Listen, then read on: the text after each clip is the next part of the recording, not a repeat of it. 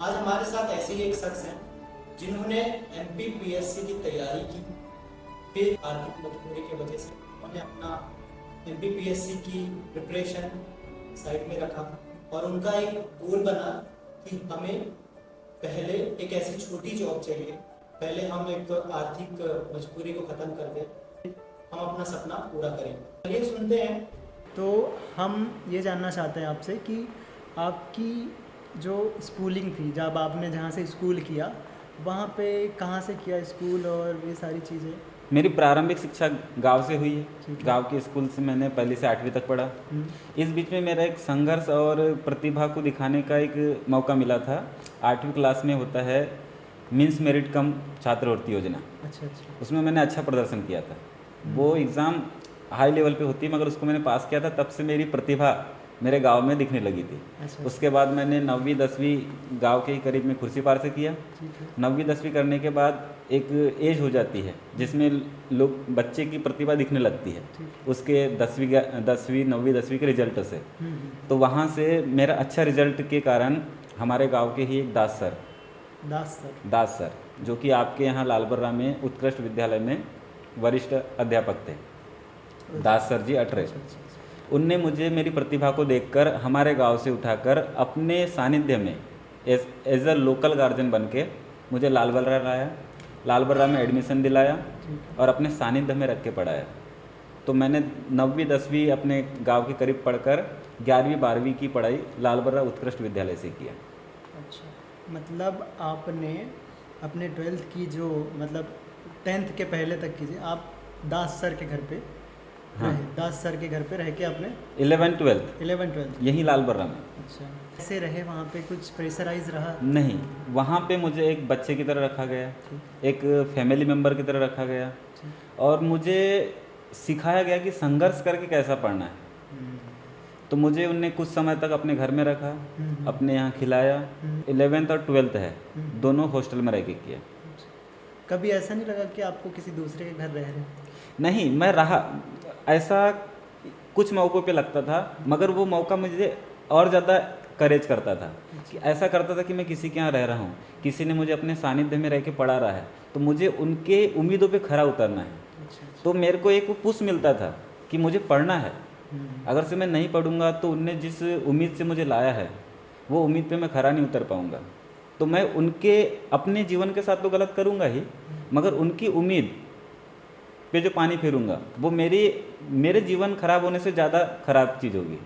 तो मेरे को उनके यहाँ रह के पढ़ने में एक और जीवन का एक पुश मिला, किक मिली कि अब मुझे कुछ करना ही है, मुझे अपना नाम रोशन करना ही है, अपने पिता का नाम रोशन करना ही है, मगर उनका ज़्यादा नाम रोशन करना है। और मैंने ही 11th में ही, पहले साल 11th में ही यहाँ पे टॉप किया था। जब पेपरों में नाम छपा था अच्छा अच्छा अच्छा। तो नीचे आया था कि दास सर के सानिध्य में रह के लड़के ने उत्कृष्ट विद्यालय में 11th में टॉप किया। जो कि मेन रीज़न कहो तो वही था कि मैं किसी और के यहाँ रह के पढ़ा, मुझे उनकी उम्मीदों पे खरा उतरना था, तो मेरी मेहनत में और ज़्यादा गति आ गई और मैंने टॉप किया और जो उम्मीद मैंने खरी करने की सोची थी वो हो पाई। टाइम कैसे मैनेज करते थे आप? देखिए, सर के यहाँ रहते थे, सर भी उत्कृष्ट विद्यालय में वरिष्ठ अध्यापक थे। मेरे से पहले सर चले जाते थे। अच्छा, आपसे पहले सर चले जाते थे? सर पंक्चुअलिटी बहुत थी, सर में समय की जो परिबद्धता थी बहुत ज़्यादा थी। वो स्कूल चले जाते थे, मेरे मन में इतना उनके प्रति श्रद्धा रहती थी कि उनके जागने से पहले मैं जागने की कोशिश करता था मगर नहीं हो पाता था। अच्छा। क्योंकि सर का जो टाइम टेबल था, सुबह उठ के मेडिटेशन करना और फिर अपने स्कूल के कार्यों के लिए पहले तैयारी करना। अच्छा। सर जो पढ़ाना चाहते थे, जो कार्य प्रणाली वहाँ करना चाहते थे, उसको पहले घर में करते थे। अच्छा। ताकि मैं बच्चों के सामने अगर से कोई बच्चा सवाल करे तो उनके सवालों में खरा उतरूँ। ऐसा नहीं कि मैं उसे कल पोस्टपोन करके बताऊँ। तो सर जो पढ़ाना चाहते थे स्कूल में, वो पहले ही यहाँ तैयार करके जाते थे। इस प्रकार की उनकी रणनीति रहती थी। तो मैं उनकी रणनीति से सीखता गया। बिल्कुल।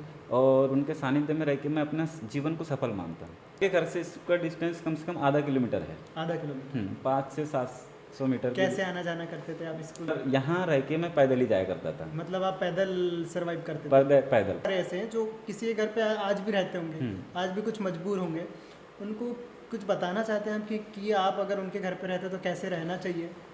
हर व्यक्ति के लिए, हर स्टूडेंट के लिए सबसे पहले कर्तव्य होता है पढ़ाई करना। अगर से आप किसी के घर में पढ़ाई के उद्देश्य से रह रहे हैं तो आप अपने पढ़ाई को देखिए। किसी के घर में रहने का सबसे बड़ा मतलब होता है कि वो तुम्हें कुछ उम्मीदों के साथ अपने घर रख रहा है। ठीक है। अगर से कोई मामा के यहाँ रहता है, कोई फूफा के यहाँ रहता है, कोई बुआ के यहाँ रहता है। अब मेरे दासर जी कुछ नहीं थे, हाँ बिल्कुल। मगर उनने अपने घर में रखा मेरी प्रतिभा को देखकर। तो मैं हर बच्चों से यही कहूँगा कि आप अपनी प्रतिभा को पहचानें और उसको किसी के यहाँ रहकर अपने संघर्ष के साथ निखारें, और फिर जो उम्मीद के साथ आपको वह व्यक्ति अपने घर में रख रहा है उनकी उम्मीदों पे खरा उतरे। इसके लिए आपको एक लंबावत संघर्ष करना पड़ेगा। संघर्ष ऐसा कि अपनी जो शौक़ है या कोई और बच्चों का जो शौक़ है उसको नेगलेक्ट करना पड़ेगा।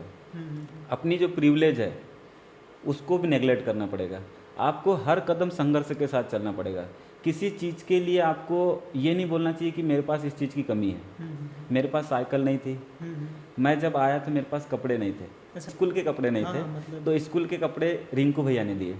रिंकू भैया मतलब दास सर के लड़के। अच्छा, उनके लड़के। हाँ, मैंने उनके कपड़े पे 1 साल बिताया, शायद उसी में 2 साल बिता दिया, और उस कपड़े को मैंने उसके बाद भी अपने पास रखा क्योंकि वो मुझे एक अलग सा एहसास दिलाता था कि इस कपड़े में रह के मैंने इतनी बड़ी शिक्षा प्राप्त की है। और फिर मेरा बाकी सामान्य घर में पहनने का कपड़ा तो सामान्य नहीं था। मुझे मेरे पास ऐसी कोई चॉइस नहीं थी कि ये पुराना ये नया है। अच्छा अच्छा अच्छा। मेरे पास बस कपड़े थे। कपड़े थे। हम इतना कपड़े में हम सर्वाइव कर लेंगे। मेरे पास ऐसी कोई चॉइस नहीं थी कि मैं इसे ना पहन के आज इसे पहनूं। शायद हो सकता है कि एक ही रहा होगा कि इसे ही पहनना है। किसी का जो सपना था वो कैसे जागा, आपको क्या है ऐसा जो आप एमपीपीएससी का सोचे? देखो, जब तक एक बच्चा स्कूलिंग करता है तब तक उसको स्कूलिंग की समझ रहती है। उसके आगे का जो रोड मैप होता है या फ्यूचर की जो चीजें होती है उसे उनकी समझ नहीं है। जो बच्चे समझ गए उनके लिए पॉइंट है। मगर एक एवरेज बच्चे से आप पूछेंगे आप क्या करना चाहते हो तो वो अनर्गली बोल देगा मैं डॉक्टर बनना चाहता हूँ, मैं आर्मी में ज्वाइन करना चाहता हूँ, मैं कलेक्टर बनना चाहता हूँ। मगर उसकी समझ नहीं। वैसे मुझे भी समझ नहीं थी। मेरे अंदर प्रतिभा देखकर सर ने ही मुझे सजेस्ट किया, और सर ने बहुत हद तक ये चाहा कि ये यूपीएससी करेगा और बन भी जाएगा। तो मेरे अंदर बीज दास सर ने डाले थे एमपीपीएससी का बीज दास सर ने डाले, और फिर मेरे जहन में भी आया। फिर मैंने थोड़ा उस पर रिसर्च किया। मुझे लगा कि हाँ ये इतने पेपर होते हैं, इतना सिलेबस होता है, ये सब समझने लगा था मैं। ये इसके बाद इंटरव्यू होता है, ये होता है, ये पोस्ट होती है, और फिर आसान सा लगा। क्योंकि जब इंसान में मेहनत का वो भाव डाल जाता है तो हर, मगर एमपीपीएससी देने के लिए आयोग की परीक्षा देने के लिए आपके पास ग्रेजुएशन होना चाहिए। अच्छा। और मैं 12th से निकला था तो ग्रेजुएशन मुझे करने 3 साल लगता। 3 साल मेरे पास तैयारी करने के लिए कोई आर्थिक सहयोग नहीं था और ना कोई फाइनेंशियल बेस सपोर्ट था। तो 3 साल मैं ग्रेजुएशन के करने के लिए, जैसे मेरा 12th हुआ, बहुत सारे लोग बाहर चले गए ग्रेजुएशन करने, मेरे साथ के दोस्त, क्योंकि उनके पास एक फाइनेंशियल सपोर्ट था, उनके पास माइंड था, तो उनके पास परसेंटेज थे। जहां जहां जिसका हो सकता सब चले गए। परसेंटेज मेरे पास भी अच्छे थे मगर मेरे पास फाइनेंशियल सपोर्ट नहीं था। और तो मेरे को एक लालगढ़ की भूमि से जुड़ाव सा हो गया था कि मैं यहाँ रह के सच में कुछ ना कुछ कर लूंगा। तो 12th के बाद दास सर ने मुझे रहने के लिए फिर से अपना मतलब व्यवहार के बदौलत हो या फिर एक जेल लगा के कहो, हॉस्टल में फिर से मुझे रहने की अनुमति दिलाई। जो भी 12th के बाद वहाँ नहीं रह सकता, वो हॉस्टल 12th तक ही था। एक्चुअली था वो 10th तक, मगर सर ने उस पर काम किया अच्छे के साथ और 12th तक की अनुमति लाई। अब 12th तक में रहा, उसके बाद मेरा ग्रेजुएशन करने के लिए भी वहां से अनुमति ली। मतलब दास सर ने मुझ पर बहुत अपना समय और एफर्ट खर्च किया। फिर मैं वहां से रहकर कुछ दिनों तक अपना स्नातक विद्यालय खुला था। कुछ नहीं हुआ या मैं नहीं कर पाया तो कभी और थिंकिंग आई ऐसे, अगर और माइंड चला कि आप नहीं वाला कुछ पढ़ा है कि अगर ना हो पाए तो? हर किसी के साथ आता है, जो भी कॉम्पिटिटिव एग्जाम की तैयारी करता है उसके दिमाग के आधे हिस्से में ये चलता है कि अगर मैं ये नहीं कर पाया तो आगे क्या करूँ? आपके पास क्या बैकअप था अगर आप नहीं कर उसके लिए कुछ सोचा या फिर वही था? मेरे पास खोने के लिए कुछ नहीं था और पाने के लिए सारा जहां। तो मेरा दिमाग में ये चीज आई नहीं कि मैं अगर ये नहीं कर पाया तो मैं क्या करूँ, क्योंकि कुछ करने के लिए था ही नहीं। फिर वही मेहनत मजदूरी थी और मेरे पास एक प्रतिभा थी चीजों को समझने की, शिक्षा, मेरी अच्छी शिक्षा दीक्षा हुई तो मैं किसी भी चीज को जल्दी से ग्रहण कर लेता। मेरा एवरेज स्टूडेंट से अब हो रहा परसेंटेज। तो सर को पता था कि कुछ ना कुछ कर लेगा। सर ने पहले मुझे एक स्थायी नौकरी दिलाने की कोशिश की। अब दास सर से मेरा शिफ्ट हो गया पूरा डीडी सर की तरफ। अब डीडी सर के हवाले हो गया मैं।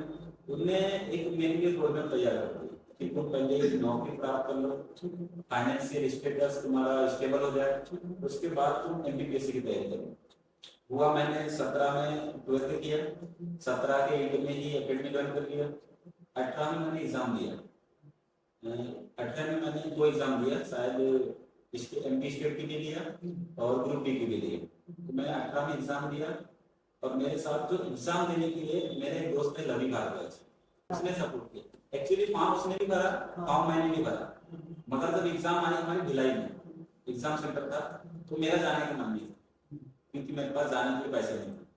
तो रवि भारद्वाज ने मुझे अपने पैसे दिए एग्जाम देने के लिए और अपने पैसे में ले गया। तो एक थाली में हमने वहाँ खाना खाया। अच्छा, एक थाली में एक थाली में, क्योंकि ऑर्डर उसने किया, पैसे उसके पास थे, एक थाली में दोनों ने खाना खाया। और उस यात्रा में बड़ा दिलचस्प है किस्सा ये है कि एक बेगर था, वो ओढ़े हुए था कंबल, हम उसके कंबल का सहारा लेके वापस निकले। उसके साथ आपने ट्रेन का सफर तय किया। ये एक मतलब एक स्ट्रगल भी था और एंजॉयमेंट भी था। आप लोग के टाइम पे आप अगर इसको एंजॉय लेते हो ये बहुत अच्छी बात है। लेकिन ये इस टाइम का एक स्ट्रगल था उस टाइम का कि आप अच्छी बात मेरे को इस नौकरी पाने में लगी बहुत ज्यादा। अच्छा, क्योंकि लवी की इच्छा थी कि मैं एग्जाम देने जाऊं, उसकी प्रिपरेशन थी, मेरी भी प्रिपरेशन थी। साथ में पिताजी राजमिस्त्री है, कंस्ट्रक्शन वर्क करते हैं। हमारी एवरेज फैमिली है, खेती बाड़ी नहीं है तो कोई सोर्स ऑफ इनकम नहीं है। पिताजी की जो मजदूरी से आगे वो आगे, दो बाहर जाते थे करने। हाँ, नागपुर कमा ले, गाँव में कर ले या कोई और पड़ोसी गाँव में कर ले। 2 भाई थे जिनने थोड़ा थोड़ा मुझे सपोर्ट करता गया। प्रिपरेशन स्टार्ट की उस बीच में सबसे ज्यादा सपोर्टिव जैसे फैमिली का सपोर्टिव होता है और टीचर का सपोर्टिव होता है, तो इसमें आपके सपोर्टिव नेचर कौन कौन निभाया? आपका जो स्ट्रगल फेस था, कोचिंग था, कोचिंग के आपका जैसे होता है कि इसमें मेंटली प्रेशर बहुत रहता है कि और एग्जाम का भी प्रेशर रहता है, तो कभी ऐसा होता है कोई कि घर चले जाता है इस बीच में कि घर जाएंगे तो थोड़ा ठीक लगेगा, और कभी दोस्तों के साथ इस बीच में आप कभी दोस्तों के साथ घूमने गए और घर गए? देखिए, मेरे पारिवारिक माहौल में इतना स्ट्रगल था कि मेरे मन में कभी घूमने की इच्छा नहीं। मैं मेरा यहाँ से घर जाने का भी मन इसलिए नहीं करता था कि पिताजी थोड़ा ड्रिंक वगैरह लेते थे, तो मेरे मन में आता था कि या मेरे मन में या परिवार के मन में भी आता था कि एक लड़का है जो हमारी दुख पीड़ा को हर सकता है, पढ़ लिख कर कुछ कर सकता है। तो उनकी जो भावना थी उस हिसाब से, उस भावना को लेकर मैंने अपनी माँ के प्रति बहुत प्रताड़ना देखा। तो मुझसे उससे एक मतलब कहना चाहिए पुश मिलता था कि मैं अपनी माँ के लिए कुछ करूँ। मेरे दादाजी ने हम चारों भाइयों के लिए बहुत कुछ किया, मतलब मेहनत मजदूरी है, किसी के यहाँ कहते नौकरी करके जो होता था कि किसी के घर बड़े घर में नौकरी करके, तो हम जब फिर मेरा घर जाने का मन नहीं करता क्योंकि जो माहौल देख के दासर ने मुझे यहाँ लाया वो शायद वो समझ गए होंगे कि ये बच्चे यहाँ रह के कुछ नहीं कर सकते। बाद में मुझे भी समझ आ गई, तो मैं बहुत ही कम घर जाता था, घर में कोई वेकेशन। यहाँ तक कि आप मैं एक बड़ी दिलचस्प बात बताता हूँ, मेरे पिताजी ने मेरे को झूठा लेटर लिखे, मतलब आप मैं घर नहीं जाता था, उन्होंने झूठा लेटर लिखे कि तुम्हारी माता जी की तबीयत खराब है और वो तुम्हारे दर्शन के लिए बड़ी व्याकुल है, तो आप जल्द से जल्द आओ। आज भी लेटर शायद मेरे पास पड़ा होगा, अगर से ये एक पहला लेटर उन्होंने मुझे लिखा था। और उससे पहले मैंने अपनी माँ के लिए लेटर लिखा था कि मुझे बहुत, देखिए आप अगर से हॉस्टल लाइफ जीते हैं तो वहाँ पे आपको कोई नहीं है, हॉस्टल लाइफ में आप तो वहाँ से छुट्टी नहीं देते। मैंने अपनी बहन की शादी के लिए 3 दिन की छुट्टी मांगी, तो शादी में जाकर क्या करेगा, ऐसा बोले सर बोलते, क्योंकि वो समय का दुरुपयोग बिल्कुल नहीं चाहते। वो बोलते थे तुम बर्थडे में क्यों जाओगे, तुम किसी के मरने में क्यों जाओगे, तुम किसी की शादी में क्यों जाओगे, कि तुम्हारा क्या मान सम्मान होने वाला है जब तुम्हारा स्टूडेंट बन जाएगा। वो हमेशा बोलते थे तुम स्टूडेंट हो, तुम्हारे पीछे टेक है स्टूडेंट का, तो स्टूडेंट के सारे कर्तव्य निभाओ। उसके बाद जब तुम बन जाओ, आज तुमसे जो नाराज भी हो गए, कल अगर से तुम बन जाओ तो नाराजगी खत्म हो जाएगी। आज पहले मेरे दोस्त बोलते थे कि ये हमसे बात नहीं करता, घूमने नहीं जाता, मतलब ही है, मगर आज सबको अच्छे से बुलाते, सबको अच्छे से। जैसे कि आपने प्रिपरेशन किया होगा और तैयारी के दौरान क्या होता है, बहुत सारे स्टूडेंट डिस्ट्रैक्ट बहुत हो जाते हैं, डिस्ट्रैक्शन बहुत आ जाते हैं कि फोन के डिस्ट्रैक्शन हो गए और दोस्ती घूमने की फिरने की, आजकल व्हाट्सएप इंस्टा जो चल रहा है, इनसे कैसे बचे? क्या आपके पास फोन था? मेरे पास फोन था, छोटा फोन था, स्मार्टफोन था, मेरे भाई ने दिया। तो उस समय मेरा फेसबुक पे कोई अकाउंट नहीं था, मैं 12th में आया तब अकाउंट बनाया था। और तो मैं कहना चाहिए सोशल मीडिया से तो अलग था। उस समय हमारा 2017 में सोशल मीडिया कम यूज होता था, शायद कोई फेसबुक चला गया, तो उस समय था। और पनवेली से स्कूल आना, स्कूल से मार्केट आना, मार्केट से कोचिंग जाना, बस इतना ही रहता था। कोई दोस्त अगर से मुझे बोले भी तो मैं, मतलब आपकी लाइफ में सोशल मीडिया का डिस्ट्रैक्शन नहीं, कोई भी चीज से रहा नहीं ना। मैंने कोई गर्लफ्रेंड भी नहीं बनाई। एक सबसे बड़ा डिस्ट्रैक्शन आज के जमाने में गर्लफ्रेंड है, सोशल मीडिया है, फिर किसी की ऐप है, गर्लफ्रेंड नहीं थी, मेरे को ऐप नहीं थे, ऐप इसीलिए थे कि मेरे पास पैसे नहीं थे। इस दौरान आपने अपना टाइम को कैसे मैनेज किया? टाइम मैनेजमेंट बहुत अच्छा था। मैं हॉस्टल में रह के पढ़ाई किया, उसके बाद हॉस्टल में कोई काम नहीं, खाना बना मिल रहा है, पानी मिल रहा है, नहाना है, धोना है और सिर्फ पढ़ना है। तो हमारे पास सिर्फ पढ़ने के अलावा कोई काम नहीं था। तो मैं अपने टाइम को, जैसे सुबह मैं स्कूल आया, कोचिंग गया, उसके बाद वापस अपना हॉस्टल गया, हॉस्टल में थोड़ा बहुत खेले, और फिर मेरा टाइम टेबल रहता था दीवार में चिपका हुआ छोटे से टच, उसके हिसाब से मैं रूटीन में पढ़ता था। अगर से आप टाइम टेबल को फॉलो नहीं कर पाते, एमपीपीएससी का जो अटेम्प्ट्स था, इस बीच में आपने कितने अटेम्प्ट्स दिए? और होता है कि जैसे कल एग्जाम है और किसी का कुछ इमरजेंसी आ गया, कोई बुला रहा है, कोई किसी को कुछ होगा, कभी ऐसा कुछ हुआ? या और इस बीच में कभी ऐसा हुआ कि आपका अटेम्प्ट होता, और कितने अटेम्प्ट आपने दिए? मैंने अभी तक पीएससी के 2 अटेम्प्ट दिए।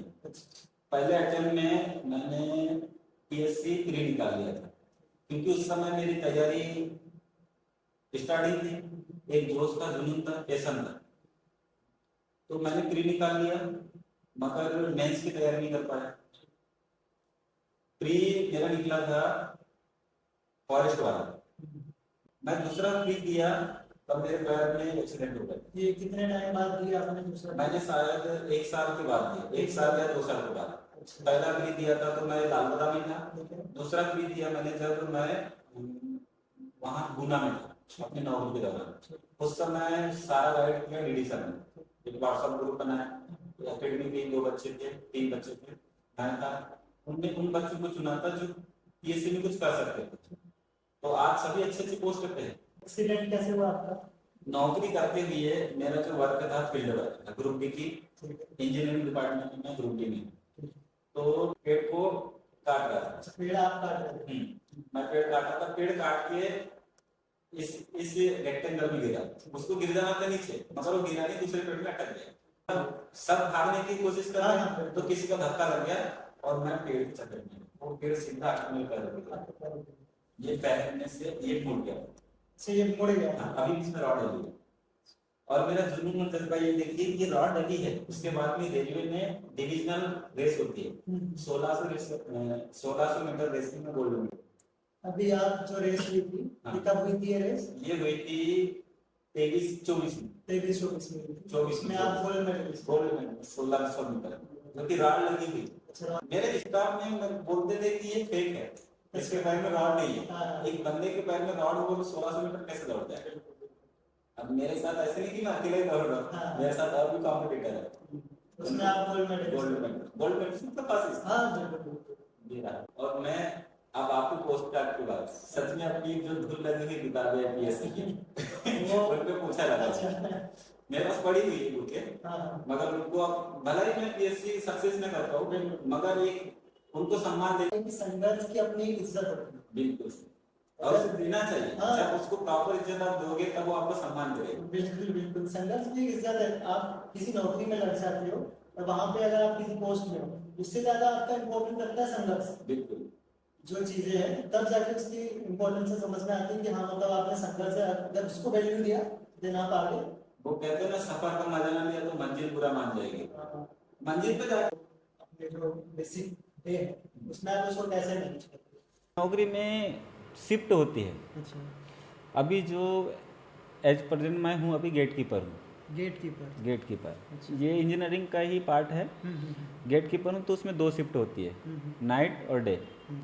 तो जैसे नाइट शिफ्ट है तो मैं 5 बजे से तैयारी करता हूँ अपने टिफ़िन की। अभी सिंगल पर्सन मॉर्निंग उठते कब हो आप? जैसे डे है, ठीक है। डे है तो मैं सुबह 4 बजे उठूँगा। ठीक। 4 बजे उठूँगा, 4 बजे उठ के खाना बनाना, नहाना, बिल्कुल। और फिर 8 किलोमीटर दूर मेरा गेट है तो वहाँ बाइक से जाना। ये डेली का है, 5 दिन तक चलेगा जब डे ड्यूटी रहेगी। अब नाइट ड्यूटी आएगी तो शाम को 4 बजे मैं खाना बनाना स्टार्ट करूँगा, 5 बजे तक खाना पीना नहा धो के। और इस बीच में मैं अपनी फिजिक्स पे बहुत ध्यान देता हूँ। करते हैं रोड पे, तो जब रेलवे फाटक के पास हम जाते हैं तो कई जो लोग होते हैं वो लग गया गेट फिर भी पार कर जाते हैं। इन लोगों के लिए आप कुछ कहना मैं इन चाहेंगे? लोगों के लिए एक ही चीज़ कहूँगा, जीवन बड़ा अनमोल है। अच्छा। चंद मिनटों की दूरी पार करने के लिए आप सारा जीवन ख़त्म ना करें। 2 मिनट, कुछ हम जब गेट पास करते हैं तो गेट बंद है उसमें से गाड़ी निकाल लेते हैं बिल्कुल। और आगे जाके खड़ी करते हैं, गुटखा मलते हैं, सिगरेट पीते हैं, उतने देर में गाड़ी भी आ जाती है। हाँ, तो भाई आप गुटखा और सिगरेट इधर ही मल लेते हैं, बिल्कुल। उस तरफ जाके मलने से क्या मतलब। सिर्फ 2 से 4 मिनट का अंतर रहता है, गाड़ी आ जाती है। इतने में ही लोग न जाने किस उम्मीद में रहते हैं कि कहाँ चले जाएंगे या कितना लेट हो जाएगा। मतलब ये बहुत रिस्की है। बहुत रिस्की है। और गाड़ियों की स्पीड आजकल इतनी हो गई है कि गाड़ी आपको 1 किलोमीटर दूर दिखेगी मगर करीब आ जाती है। आप ट्रेन की स्पीड का अंदाज़ा नहीं लगा सकते, दिखती दूर है मगर होती करीब है। अच्छा। और बहुत कम समय में पास में आ जाती है। इस बीच आपका ड्यूटी टाइम क्या 6 से 6, मतलब कितने घंटे सुबह का 6 होता है? बजे, 12 घंटे का हो अच्छा, जाता है। 12 घंटे का ड्यूटी रहता है। सुबह 6 बजे ज्वाइन हो गए, शाम को 6 बजे ऑफ हो गए। अच्छा। दूसरा बंदा आएगा वो ज्वाइन करेगा, मैं ऑफ हो जाऊंगा। यही डे नाइट शिफ्ट चलते रहती है। 5 दिन डे, 2 दिन रेस्ट, फिर 5 दिन नाइट, 2 दिन रेस्ट। अच्छा। ये एक्चुअल काम हमारा ग्रुप डी का होता है लाइन की संरक्षा करना, मगर अभी हम गेट कीपर बन गए। अच्छा अच्छा। वही लाइन के बहुत, अभी क्या है जो ग्रुप डी में हम लोग हैं उसको बड़ी हीन भावना से देखा जाता था। हीन भावना से ऐसा कि गिट्टी कूटते हैं, गिट्टी अच्छा। उठाते हैं, खुले ट्रैक पे काम करते हैं, ये हीन भावना थी। मगर आप देखिए आज ग्रुप डी का अगर से फॉर्म निकलता है, लाखों करोड़ों में फॉर्म गिरते हैं। लाखों करोड़, बिल्कुल बिल्कुल। तो मैं एक चीज़ और भी बोलना चाहूँगा, काम कोई भी छोटा बड़ा नहीं होता। नौकरी करने के साथ उसका स्टेटस मेंटेन करने के लिए उसे कोई ना कोई कमी होती है। बिल्कुल। तो आज भी अगर से मैं किसी चीज़ में अपने आप को कमतर समझता हूँ तो ये समझता हूँ कि जो मेरे पास है वो बेहतर है, कम भी है मगर जो है वो बेहतर है। और मैंने कभी भी आगे वालों से कंपेयर नहीं किया। तो एक मुझे हमेशा इस चीज़ में सहायता मिली कि कंपेयर नहीं किया तो मुझ में निराशा पैदा ही नहीं हुई। बिल्कुल बिल्कुल। तो मैं अभी भी इस जॉब को करते हुए खुश हूँ। मुझे अपॉर्चुनिटी और मिल रही है मगर मैं अपॉर्चुनिटी लेना चाहता हूँ, मगर अभी इसलिए नहीं ले रहा हूँ क्योंकि जो मैं संघर्ष करके इस मुकाम पे पहुँचा, इस मुकाम को थोड़ा जी लो, ठहर जाओ, क्योंकि ज़िंदगी भागा दौड़ी में ही बीते जा रही है। बिल्कुल बिल्कुल बिल्कुल। अब देखिए, अगर से जिन बच्चे को ग्रुप डी की तैयारी कर रहे हैं, आप सोचिए आज के समय में वो क्या फेस कर रहे हैं। 4 बाई 4 के कमरे में रह रहे हैं, बिल्कुल। खुद खाना बना रहे, खुद बर्तन धुल रहे, खुद कपड़े मल रहे हैं, बिल्कुल। घर से पैसे नहीं आ रहे हैं, पिता की, परिवार की और समाज की अलग डांट फटकार पड़ रही है। बिल्कुल। तू क्या कर सकता है, तू कुछ नहीं किया, कुछ कर सकता है या नहीं, कितनी सारी लानत झेलनी पड़ रही है। अब उस फेस से अगर से वो ग्रुप डी में आ गया तो भाई उस ग्रुप डी को तो जी ले। बिल्कुल। तू बोलेगा कि भाई ग्रुप डी को नहीं, ये तो मेरे बस की नहीं है, अब मैं कुछ और करना चाहूँगा, फिर तू संघर्ष करेगा। फिर तुझे वो मिल गया, फिर तू बोलेगा कि नहीं मैं कुछ और करूँगा, तो यही संघर्ष ही चल गया। भाई संघर्ष का तुम्हें फ़ायदा उठाना चाहिए। तो मैं यही है कि अभी जो चल रहा है उसमें खुश हूँ, उससे दोस्तों से मिल पा रहा हूँ, परिवार से मिल पा रहा हूँ, समाज से मिल पा रहा हूँ, रिश्तेदारों से मिल पा रहा हूँ, सबसे अच्छा बना हुआ है। और मैं चाहता हूँ कि ये काफ़ी एक स्ट्रगल बॉय के लिए काफ़ी अच्छी कहना चाहिए सक्सेस है कि मैं सबसे जुड़ पा रहा हूँ। और मैं अभी जो फेस चल रहा है उसमें छोटी छोटी चीज़ों को लेकर खुश हूँ। अभी मैं कभी साइकिल से ड्यूटी निकल जाता हूँ। अच्छा, अभी भी साइकिल छोड़े नहीं हो? साइकिल है, मैं अभी रिसेंटली 5,000 की साइकिल खरीदा हूँ। अच्छा अच्छा। इसलिए कि मुझे मेरी से उससे एक फिजिक्स बनी बिल्कुल, रहेगी। बिल्कुल। और मैं जो छोटा आदमी हूँ, जो बना था और बना रहना चाहता हूँ, उससे मेरे को सहायता मिलती है। आज मैं कभी भी साइकिल पकड़ता हूँ और वाराणसी भर घूम लेता हूँ। अच्छा कहना चाहिए एक नौकरी वाला के लिए आज में एक हिम्मत नहीं होती। हाँ, एक नौकरी वाला कभी सोच नहीं। और साइकिल भी ऐसी नहीं है, हाँ। साइकिल जो डंडे वाली है वो है। अच्छा, वो जो पुराने पुराने टाइप की सीट और डंडे वाली। चाहता तो मैं महंगी साइकिल खरीद लेता, हाँ बिल्कुल। मगर मेरे को दिखाना था कि मैं साइकिल किस प्रकार की और मैं क्या स्टेटस के लिए खरीद रहा हूँ। तो ये क्वालिटी है। क्वालिटी, और मैं ये दिखाना चाह रहा हूँ कि मैं कोई बड़ा आदमी नहीं हूँ। बिल्कुल, यह बिल्कुल, नौकरी हाँ। करने के बाद इंसान जो दिखावे की नौकरी करते हैं बिल्कुल बिल्कुल। कि भाई कार भी होगी, गाड़ी भी होगी, सब होगी। समय मेरे पास गाड़ी है, घर में पड़ी रहती है और मैं साइकिल से जाता हूँ। तो लोग बोलते हैं क्या कर रहा है क्या तू, कर रहा है? मगर वो मैं जानता हूँ कि मैं क्या कर रहा हूँ। कभी ऐसा हुआ है क्या कि जैसे आपने MPPSC का सपना देखा था, अभी आप रेलवे की नौकरी कर रहे हो और उस गलियों से गुजरते हो तो कभी याद आता होगा ना कि काश मैं अगर आज MPPSC नहीं छोड़ता, दिन ऐसा कुछ थॉट आता है? आता है, हाँ? मुझे वो थॉट आते हैं। और फिर जैसे मुझे लगता है कि कोई हर साल रिजल्ट आते हैं PSC, हाँ। MPPSC और UPSC के। बिल्कुल। जब रिजल्ट आते हैं तो बड़ी वाहवाही होती है, हाँ बड़े शोर शराबे होते हैं। बिल्कुल। फिर कभी मन करता है कि हमें भी बनना था। कोई बोलता है कि तू क्या किया, तू भी PSC करना था। बिल्कुल। फिर मैं अपने मन को बहलाने के लिए एक उदाहरण देता हूँ। ये जितने भी अधिकारी हैं सब नेताओं के नीचे काम करते हैं या यही सब फ्रॉड करते हैं। बिल्कुल बिल्कुल। आज जितने, अगर से देश में इतना धन है, हम्म, अगर से हर एक UPSC या MPPSC का जो अधिकारी है अगर से रिश्वत ना ले तो हमारे देश की हालत नहीं होगी। एक फैक्ट है कि अगर से UPSC या PSC की भी नौकरी करने वाला इंसान अगर से सही से रहे तो एक पूरे जीवन काल भर अपनी नौकरी भर एक घर और एक कार खरीद सकता है। अच्छा। अगर से उसकी एक्चुअल पेमेंट पे वो काम करे। मगर इतना इनके पास ऐशो आराम की ज़िंदगी आती है, कैसे आती होगी? सब फ्रॉड ही है।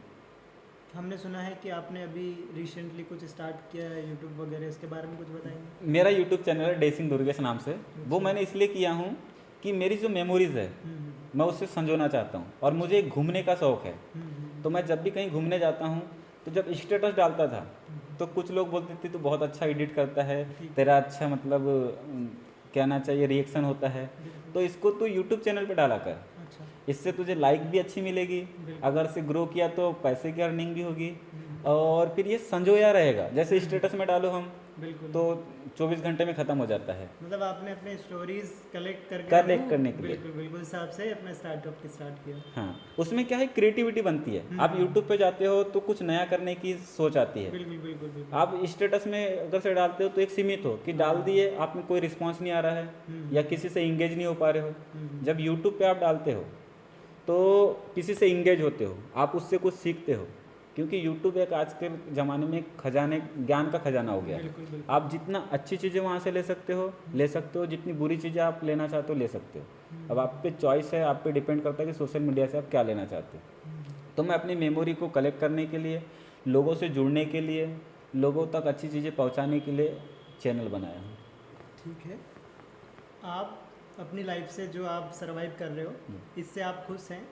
हमारे दर्शकों को आप क्या इन्फॉर्मेशन देना चाहते हो अपनी लाइफ के बारे में, जो आपने स्ट्रगल किया उस बीच में, जो सारा फेस आपने फेस किया उस चीज़ में? जैसे सारे स्टूडेंट्स हैं, मतलब MPPSC के बहुत सारे स्टूडेंट्स हैं जो आज भी प्रिपरेशन कर रहे हैं, आज भी उन रातों से लड़ रहे हैं, जो अकेले फेस कर रहे हैं, तो उनको आप अपना क्या बेस्ट दे सकते हो, अपना टाइम टेबल या फिर कुछ ऐसी चीज़ें बता सकते हो जो उन्हें नहीं पता, जो उन्हें सुनना चाहिए आपको? देखिए, हर तैयारी करने वाला अपने तैयारी को एक बेहतर तरीके से प्रिपेयर करता है। और मैं तो बहुत कम पढ़ा हूँ MPPSC के लिए, जो पढ़ रहा है वो जानता होगा। मगर क्या होता है, हर किसी के पास सक्सेस नहीं मिल पाती। वो किसी ने खूब लिखा है कि किसी का छप गया और किसी का छुप गया। बिल्कुल बिल्कुल। जो सक्सेस हो गया, अगर से उसने स्ट्रगल नहीं भी किया है और उसने किसी मंच पे जाके बोला है कि मैंने ऐसी रातों से लड़ा है, तो लोग उस पर विश्वास कर लेंगे। हाँ बिल्कुल। और जो सक्सेस नहीं हुआ है वो भला ही खून के आंसू रोया है, मगर लोग बोलेंगे तूने क्या किया है। तो मैं एक ही चीज़ बोलना चाहूँगा, जो अभी तैयारी कर रहा है किसी भी क्षेत्र में हो, अगर से आपको कुछ प्राप्त नहीं हुआ तो आप उससे कोई गिला मत रखो। आप हमेशा अपने जीवन को संतुलन में बनाए रखो। गीता का बहुत अच्छा श्लोक है कि धर्मन्य अधिकारस्ते माँ फलेषु कदाचन। आपका धर्म ही कर्म है, कर्म करते जाओ, फल की इच्छा मत रखो। अगर से मैंने कोई चीज़ किया है, मैं कुआं खोद रहा हूँ, पानी नहीं निकला, निराशा तो होगी, मगर पानी नहीं निकला तो क्या करूँ, उस कुएं में कूद के जान दे दो, मैं दूसरा कुआं और खोदूंगा। एक अपना पैरेलल चीज़ रखो। जैसे आपने पीएससी की तैयारी कर रहे हो, किसी भी चीज़ की तैयारी कर रहे हो, अगर से सफलता नहीं मिल रही है तो ये जीवन का अंत नहीं है, ये एक नए और काम को करने का प्रारंभ है कि आप इस काम में सक्सेस नहीं हो पा रहे, कुछ ना कुछ त्रुटि है, नया काम करो, उसमें सफलता मिल जाए। एक चीज़ अगर से पूरी नहीं हुई ज़िंदगी में तो आपकी ज़िंदगी को वो डिफाइन नहीं करती कि आपकी ज़िंदगी ख़त्म है। जैसे अंक डिफाइन नहीं करते कि आपके पास कितना ज्ञान है, परसेंटेज डिफाइन नहीं करते कि आपके पास कितना ज्ञान है, वैसे ही पैसे डिफाइन नहीं करते कि आपके पास ज़्यादा पैसे तो सुख है, कम पैसों में भी सुख होता है। तो बस यही है, जिसको जो भी काम करना है बस उसे अपनी ज़िंदगी मान के ना चले। जो बच्चे आजकल अपनी ज़िंदगी के साथ असफलता के साथ कुछ कर लेते हैं, बिल्कुल, कई ऐसे होते हैं कि सुसाइड कर लेते हैं, हाँ। डिप्रेशन में चले जाते हैं, किसी के दबाव में आ जाते हैं, उनके लिए क्या सीख देना चाहते हैं आप? उनके लिए ये है कि मैं सबसे ज़्यादा पेरेंट्स के कहूँगा, हाँ हाँ, पेरेंट्स अपने सपने बच्चों पे न थोपे। अच्छा, क्या होता है, मैं अगर से नौकरी में हूँ तो मैं चाहूँगा समाज के प्रेशर में कि मेरा बच्चा मेरे से ज़्यादा बड़ी नौकरी करे। भाई तो उससे पूछ वो क्या करना चाहता है। अगर से वो फल बेचना चाह रहा है, उसके पास कला होगी बिल्कुल, फल बेचने की, तो फल बेचना चाह रहा है। अगर से वो यूट्यूब चैनल ब्लॉगिंग करना चाह रहा है तो उसके पास कला होगी, वो ब्लॉगिंग करना चाह रहा है। आप बोलोगे कि मेरा लड़का MBBSc करेगा, भाई उसमें क्षमता ही नहीं है। आपके पैसों के भरोसे पे उसने एडमिशन ले लिया, कुछ हद तक पढ़ाई कर भी लिया, अरे डॉक्टर बन भी गया तो अच्छा डॉक्टर नहीं बनेगा। बिल्कुल, 3 इडियट का जो एक पात्र है वो बोलता है, पापा अगर से मैं इंजीनियर बन भी जाता तो मैं अच्छा इंजीनियर नहीं बन जाता, फोटोग्राफर बनता है। तो वो बहुत अच्छा वर्ल्ड लेवल फोटोग्राफर बनता है। बिल्कुल, बिल्कुल, तो आप अगर से पेरेंट्स के लिए आप अपने सपने बच्चों पे ना थोपे, उससे अपनी ज़िंदगी जीने दें। बिल्कुल, और बच्चों के लिए ये है कि आप अपनी ज़िंदगी जीने के साथ साथ हर चीज़ को ग्रहण करते जाए कि आपने ये स्टार्टअप किया तो इससे क्या सीखे, या आगे करेंगे तो उससे आपको क्या नतीजा मिलेगा। जब आप कुछ कर लेते हो, अच्छा सोच के कर लेते हो, तो आपको परिणाम से कोई इफेक्ट नहीं पड़ना चाहिए। परिणाम सकारात्मक नकारात्मक दोनों आ सकते हैं, दोनों को गहन कीजिए। क्या आजकल के टाइम पे और स्टडी जो कर रहे हैं और जो प्रिपरेशन कर रहे हैं उनके लिए क्या कितने घंटे पढ़ लिए, कितने घंटे पढ़ना चाहिए, मायने रखता है? मायने रखता है। सबसे बड़ा तैयारी करने के लिए कंटिन्यूटी मायने रखती है। अच्छा, कंसिस्टेंसी, कंटिन्यूटी, बिल्कुल, ये मायने रखती है। और दूसरा जो रिवीजन बोलते हैं, रिवीजन, वो मायने रखता है। ठीक है। सबसे इन दोनों से ज़्यादा मायने रखता है आपका सिलेबस। सिलेबस एक रोड मैप होता है किसी भी चीज़ के लिए, मगर आजकल कोई भी एग्ज़ाम हो रही है उसका फिक्स सिलेबस नहीं आ रहा है। बिल्कुल, 20 से 50% ऐसे क्वेश्चन आते हैं जो किसी ने पढ़े ही नहीं, एकदम नए क्वेश्चन आते हैं। फिर उसको, जैसे एक जीएस का पार्ट होता है, एक करंट अफेयर का पार्ट होता है, आज का करंट अफेयर कल का जीएस बन जाता है। बिल्कुल, बिल्कुल, या सदियों पुराना जो जीएस है वो करंट अफेयर में आ जाता है। तो एक सिलेबस बनाइए, सिलेबस आपका 50% काम करेगा। उसके बाद अपने पढ़ाई में कंटिन्यूसी रखिए, फिर रिवीजन कीजिए, और बस अपना फिर बहुत सारे एग्ज़ाम होते हैं, मॉक एग्ज़ाम होते हैं, उससे अपनी प्रतिभा निखारते रहिए। ये सिंपल सा है, और पढ़ाई करने से ज़्यादा सिंपल कुछ नहीं है। पढ़ाई करने के लिए आपको क्या चाहिए, एक टेबल चाहिए, एक कुर्सी चाहिए, काफ़ी पुस्तक चाहिए, बिल्कुल, और ज़्यादा ये तो एक पंखा चाहिए, बिल्कुल, इससे ज़्यादा कुछ चाहिए। बिल्कुल, और आप कुछ भी काम कर रहे हो इसके अलावा तो आपको सब कुछ चाहिए। अगर से आप मेहनत का काम कर रहे हो, खेती किसानी कर रहे हो, तो ये पढ़ाई से ज़्यादा महंगा है। तो ये सब चीज़ें हैं। और मैं ये पूछना चाहता हूँ आपसे कि जैसे क्या होता है कि आज के टाइम पे सब बोलते हैं कि हमारे पास सोर्स नहीं है, सोर्स ऑफ इनकम नहीं है, और सोर्स ऑफ इनकम के साथ हमारे पास सुविधाएं नहीं है, हमारे पास कोई सपोर्ट नहीं करता। तो कुछ ऐसे भी बच्चे हैं जिनके पास काफ़ी कुछ रहता है फिर भी वो नहीं कर पाते, और कुछ ऐसे बच्चे हैं जिनके पास कुछ नहीं होता वो कर जाते हैं, तो इसमें डिफरेंस क्या रहता है? मैं आपको ये बताना चाहूँगा, जिसके पास अभाव रहता है वही जल्दी सक्सेस होता है। अच्छा, क्योंकि जिसके पास, अब जैसे आपके पास मोटरसाइकिल है, ठीक है। तो आप मोटरसाइकिल लेने की क्यों चाह रखोगे? बिल्कुल नहीं रखोगे, नहीं, क्योंकि आपके पास ऑलरेडी है। बिल्कुल। अब मेरे पास मोटरसाइकिल नहीं है तो मैं मोटरसाइकिल रखने की चाह रखूँगा। अब उसको चाह रखने के लिए पैसे की चाह रखूँगा, पैसे कमाने के लिए एक नौकरी की चाह रखूँगा, और नौकरी करने के लिए मुझे पढ़ने की चाह। घूम फिर के चीज़ें वहीं आती है। जिसके पास सुविधा है वो देर से सक्सेस पाता है, और जिसके पास सुविधा नहीं होती है वो अपनी जो स्ट्रगल है उसको तेज़ी देता है, गति देता है, ताकि मैं कम समय में इस चीज़ को पालूँ और इस चीज़ को पालूँ। तो यही होता है कि आपके पास अगर से किसी चीज़ का अभाव है तो अभाव आपकी रुकावट में नहीं आती। आपने मेरे लाइफ से देखा मेरे पास कितना अभाव था, मेरी रुकावट नहीं आई, बिल्कुल बिल्कुल। क्योंकि वो अभाव आपको पुश करता है। अब आपके पास खाने के लिए नहीं है तो आप खाने की व्यवस्था तो करोगे। बिल्कुल बिल्कुल करेंगे। आपके पास चलने के लिए गाड़ी नहीं है तो गाड़ी की व्यवस्था करोगे, अगर से ज़रूरत है तो। अभी 50% चीज़ें ऐसी है लोगों के पास ज़रूरत नहीं भी है फिर भी लगा रखे हैं। कुछ ऐसे स्टूडेंट हैं जो अगर कुछ गोल अचीव है, उनका गोल अचीव नहीं कर पाते हैं, तो मेरा ये कहना है कि वो गोल लाइफ का एंड नहीं है। कुछ चीज़ें क्या होती है, जैसे आपका प्रिपरेशन था MPPSC, आपने वो अचीव नहीं किया, तो मैं ये कहना चाहता हूँ कि आपका जो हर एक गोल है वो लाइफ एंड नहीं करता। लाइफ इज़ नॉट एंड कि आप अगर उसको पाते हो तो सब कुछ मिल जाएगा, अगर वो नहीं मिलता तो लाइफ इज़ नॉट एंड। आप उसके अलावा भी कुछ और कर सकते हो बहुत अच्छा। बिल्कुल। तो ये कैसे? देखिए मैं बताना चाहूँगा, जैसे किसी ने कोई नौकरी अचीव कर लिया, बिल्कुल लोग बोलते हैं उसने सक्सेस पा लिया। बिल्कुल आप ये सोचिए कि वो उसमें संतुष्ट है? बिल्कुल नहीं। वो उसकी संतुष्टि पूरी होनी चाहिए। हम समाज के नज़रिए से, परिवार के नज़रिए से समझे कि वो सक्सेस है तो नहीं मान सकते। एक इंसान, अभी देखिएगा आप बहुत सारे न्यूज़ आते हैं कि एक कलेक्टर ने अपनी जॉब छोड़ दिया। बिल्कुल बहुत सारे पॉडकास्ट आते हैं कि किसी ने इतने अच्छे कंपनी में इतना अच्छा पैकेज था वहाँ से छोड़ दिया, कोई गांव की यात्रा कर रहा है, कोई भ्रमण कर रहा है। तो आप एक अच्छी नौकरी पा लेना ही सक्सेस नहीं है। सक्सेस वो होती है कि आप पल पल को खुशी के अनुसार जी रहे हैं। अगर से आपको गड्ढे खोद के पेड़ लगाने में खुशी मिल रही है तो वो आपकी सक्सेस है। आपको कहना चाहिए खेती बाड़ी करने में अगर से खुशी मिल रही तो वो आपकी सक्सेस है। Success not defined of weightage, success defines only on happiness. Happiness, बिल्कुल। आप अगर से खुश है किसी भी चीज़ को करके, आप देखिएगा जो रेहड़ी वाले होते हैं, ठेले रेहड़ी वाले, दिन भर काम करते हैं, शाम को दोनों मियाँ बीवी घर में जाके खुशी से खाना खा के सो जाते हैं। बिल्कुल। आप अच्छे कमाने वाले को देखिए, नौकरी करने वाले को देखिए, परिवार में शांति नहीं रहती। नहीं। यही खुशी है। हाँ, बिल्कुल। हो सकता है दोनों के पास अलग अलग कार हो, दोनों के पास महंगे महंगे मोबाइल हो, घर में बड़ा सा टीवी हो, क्या ये खुशी डिफाइन करते हैं? बच्चे नहीं सुन रहे, क्या खुशी डिफाइन करते हैं?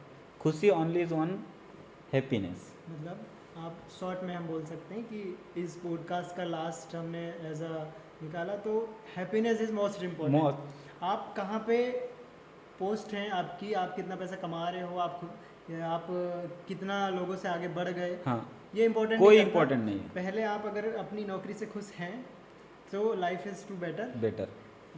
वरना फिर अगर आपके पास बहुत कुछ है फिर भी आप खुश नहीं है तो लाइफ बहुत। वो बोलते हैं ना, एक है कि प्रथम ऐसा कुछ है, सो एक दुआ है, प्रथम सुख निरोगी काया। अच्छा अच्छा, पहला सुख ऐसा है कि शरीर निरोग होना चाहिए, बिल्कुल। और दूसरा ऐसा है कि आप हमेशा खुश रहना चाहिए। अगर से आपका स्वास्थ्य ठीक है और आप खुश है तो आपसे बड़ा और महान इंसान कोई नहीं है। नौकरी तो पार्ट ऑफ लाइफ है, वो एक आजीविका का साधन है। आप नौकरी से कमाओ या फिर, अब एक बात बताइए कि एक मजदूर है, बिल्कुल। अगर से वो अपनी कला का अच्छा प्रदर्शन कहीं कर पाता है तो नौकरी करने की क्या ज़रूरत है उसे? बिल्कुल उसका वो भी आजीविका का साधन है और उसकी एक कला भी दिख रही है। बिल्कुल। तो बस खुश रहिए जो भी काम आपको मिलता है। आज मैं नौकरी में हूँ, ग्रुप डी की नौकरी में हूँ, मैंने बहुत काम किया है, गिट्टी काटा है, घमेला सर पे उठाया है, रात भर पेट्रोलिंग किया है, धूप में, गर्मी में, बरसात में, और इन सभी चीज़ों को मिला के मैं खुश हूँ। तो खुश हूँ तो मेरे को लाइफ अच्छी लग रही है, और खुश नहीं रहता तो मैं यही दोष देता रहता। बहुत बहुत धन्यवाद भैया जी आपका। आप आपका भी शुक्रिया, आपने मुझे इस काबिल समझा और अपने पॉडकास्ट में स्थान दिया।